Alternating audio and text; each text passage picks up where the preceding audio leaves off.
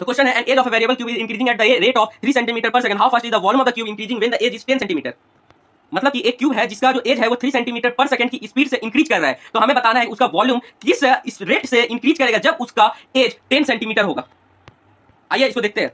मान लेते हैं वो क्यूब का जो एज है वो ए है, तो क्वेश्चन में दिया हुआ है dA by dt is equal to 3 centimetre per second. हमें निकालने क्या बोला गया है, उसका वॉल्यूम कब निकालने बोला गया है, जब a is equal to 10 centimetre हो।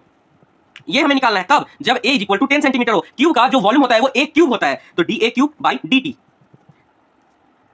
लेकिन a क्यूब का डिफरेंशिएशन t के रिस्पेक्ट में नहीं होगा क्योंकि ये चैन रूल करता है, तो इसके लिए हमको a क्यूब का डिफरेंशिएशन करने के लिए हमें नीचे a लाना होगा। ये हम अपना मन से लाए हैं, तो ये यहां भी हमको अपना मन से देना पड़ेगा। t पहले से है t dt, क्या इसका वैल्यू दिया हुआ है, जी बिल्कुल, इसका वैल्यू दिया हुआ है 3। अब a क्यूब का डिफरेंशिएशन होगा a के रिस्पेक्ट में, तो जो पावर है वो नीचे उतर जाएगा 3, और जो a का पावर है वो 1 कम हो जाएगा, तो 3a स्क्वायर, 3 मल्टीप्लाई होगा तो 9a स्क्वायर। क्वेश्चन में कहा गया है dB by dt हमें उस क्षण में निकालना है जब a is equal to 10 centimetre हो, तो 9 इंटू 10 का square is equal to 900।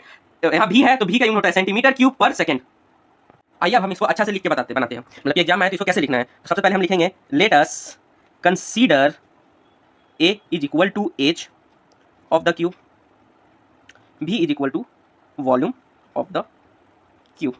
Given है, क्या गिवन है भाई, तो गिवन है dA by dt is equal to 3 centimetre per second. तो हमें फाइंड करना क्या है, to find dB by dt कब निकालना है, जब a is equal to 10 centimetre हो। वी नो, अब हम लोग को तो इतना तो पता ही है कि क्यूब का जो वॉल्यूम होता है वो a क्यूब होता है।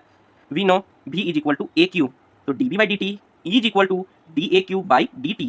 अब देखिए a क्यूब का डिफरेंशिएशन t के रिस्पेक्ट में कभी नहीं होगा, क्योंकि जो चैन रूल हमें बताता है कि इसका डिफरेंशिएशन a के रिस्पेक्ट में ही होगा। तो dA क्यूब, यहाँ पे dA, ये dA अपना मन से नीचे लाया है तो ऊपर भी अपना मन से डालना पड़ेगा, dA बाई dt।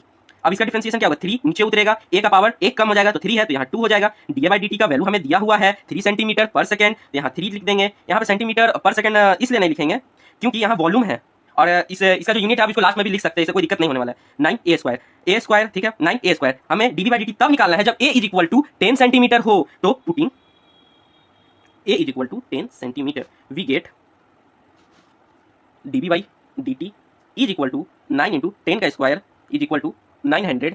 अब यहाँ भी है तो भी का यूनिट क्यूब के फॉर्म में होता है, क्योंकि यहाँ सेंटीमीटर है तो हम यहाँ लिख देंगे सेंटीमीटर क्यूब, t है तो t का पर सेकेंड।